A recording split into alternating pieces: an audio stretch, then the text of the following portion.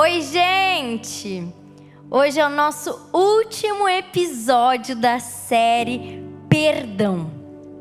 Antes de mais nada, eu quero te convidar, se inscreve aqui no canal. Toda segunda-feira ao meio-dia tem episódio novo. Então deixa o teu like, assiste esse vídeo até o final, porque o Senhor quer falar contigo.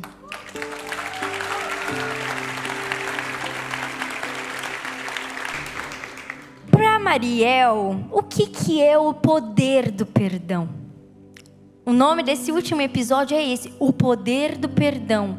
E se eu pudesse definir o perdão em uma palavra, o que foi na prática para mim viver o perdão, muito tem a ver com a empatia, muito tem a ver com a compaixão. Ao olhar para Jesus e aprender com Ele sobre o que se trata o perdão, nele eu encontrei sempre amor para derramar sobre as pessoas que estavam à sua volta, independente do que elas estavam fazendo, independente se elas estavam errando, o Senhor sempre tinha a correção, o perdão e o amor. O novo caminho que é possível trilhar quando se há o perdão. O novo caminho quando nós percebemos as falhas que há na pessoa. E muitas vezes o perdão é sobre isso. Perdoar alguém que está em falha, que está em falta em algo. Alguém que não tem uma experiência com aquilo. Alguém que nunca passou por essa situação. Alguém que está dando aquilo que recebeu. Alguém que está em falta e está destilando. A palavra de Deus nos diz que a boca fala do que o coração está cheio. E muitas vezes é exatamente isso, respingos de um coração amargurado, respingos de uma educação que não teve amor, que não teve compaixão, que não teve perdão, que não teve empatia. Pessoas que foram programadas a não pensarem no próximo e não o amarem como a si mesmo. Pessoas que se colocam acima dos outros e não conseguem então sentir a compaixão. E se nós não temos a compaixão, como daremos perdão? Como pediremos perdão? A gente precisa reconhecer que nos outros há falhas. Nos outros há falhas, assim como em nós. Nós também muitas vezes falharemos. Nós muitas vezes também teremos déficit de alguma coisa. Em algum momento também precisaremos nos retratar. Eu não sei se já aconteceu de vocês verem vídeos de retratações. Às vezes, principalmente as pessoas que estão na linha de frente, que falam ao vivo, que vão numa rádio, que participam de um programa ao vivo, acabam deslizando. Até mesmo pastores em cultos que ficam gravados. Se falou uma palavrinha errada, depois tem que vir e se retratar. Isso é grandioso quando a gente assume o nosso erro e se retrata. Isso é grandioso quando, ao assistir um vídeo de uma retratação, a gente se coloca no lugar daquela pessoa.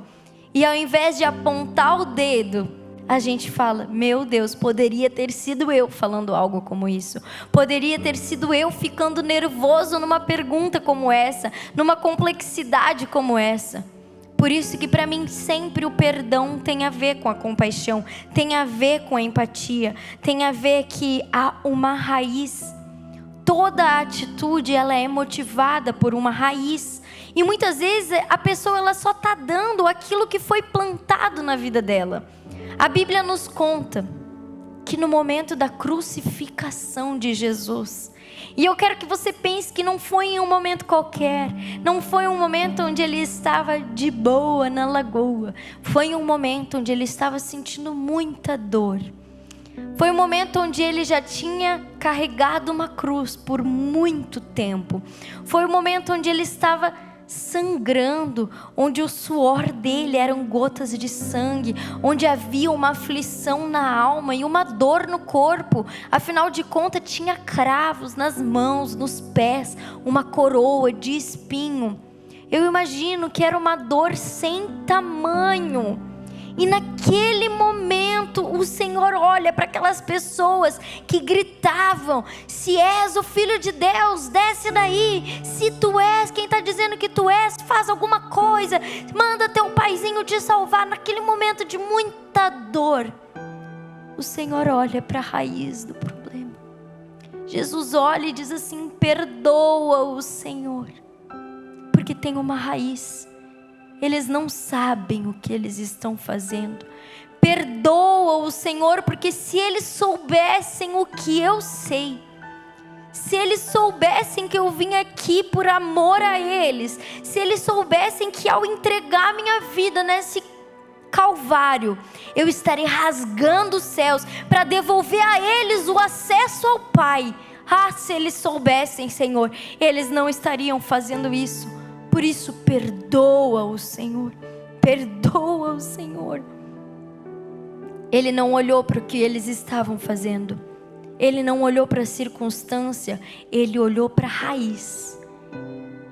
Mais uma vez, Jesus nos ensinou com compaixão que o perdão está associado à empatia. É como se naquele momento Jesus estivesse nos ensinando que muitas vezes as pessoas falharão da mesma forma com a gente, por não saberem o que elas estão fazendo.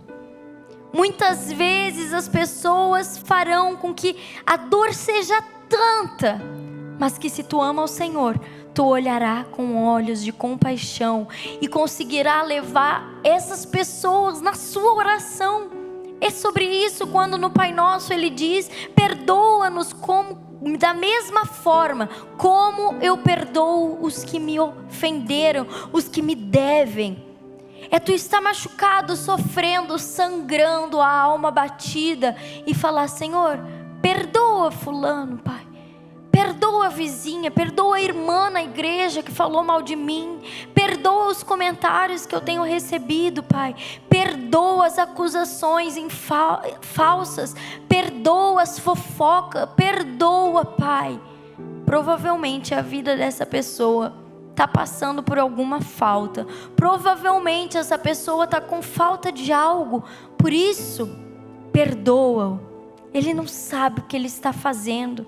É quando a gente tira os olhos da nossa dor e consegue enxergar que cada um está vivendo uma dor e que muitas vezes o caráter daquela pessoa ainda não foi trabalhado. Ela ainda não desbloqueou a fase que a gente está. Ela ainda está vivendo da maneira antiga. Ela ainda está vivendo nas coisas velhas. Ela ainda não está deixando que Cristo viva nela. Por isso a compaixão é a linguagem do perdão. É por isso que ao pedirmos perdão ou liberarmos esse perdão de maneira genuína, há a oportunidade da reconstrução de laços.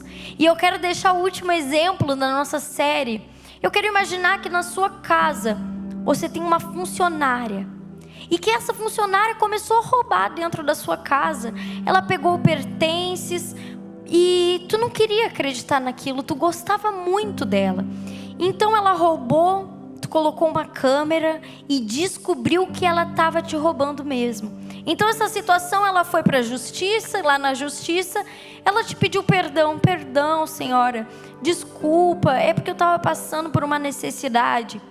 Entendo, provavelmente, se tu tem o interesse de obedecer a Jesus, tu vai perdoar aquela pessoa. Te perdoa, minha filha, vai em paz, mas nunca mais pisa na minha casa.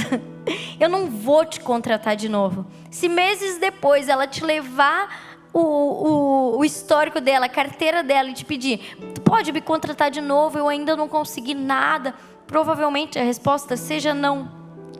Agora eu quero te convidar a imaginar a situação de que essa mesma funcionária trabalha na sua casa e então ela rouba algo. Rouba um saco de arroz, rouba biscoitos, e no outro dia mesmo ela já chega e fala assim: patroa, me perdoa, ontem eu peguei os biscoitos da sua casa, porque a minha filha, ela está passando necessidade, lá em casa a gente está sem comida, então eu peguei do seu armário, e eu estou te pedindo perdão.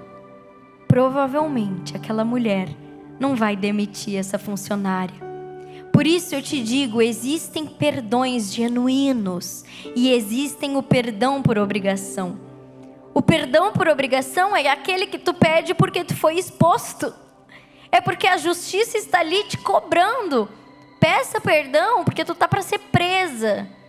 Agora existe o perdão genuíno, que é quando a gente entende no nosso coração que a gente fez algo errado, que aquela pessoa não merecia ter recebido o que a gente entregou. E então a gente pede perdão.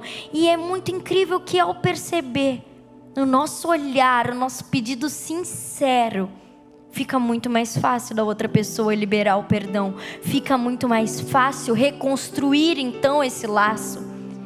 E eu digo isso porque muitas vezes no casamento a gente passa por discussões e tem vezes que o meu marido fica furioso comigo, porque ele começa a discussão e eu falo, tá amor, me perdoa. Ele fala assim, Mariel, não é assim.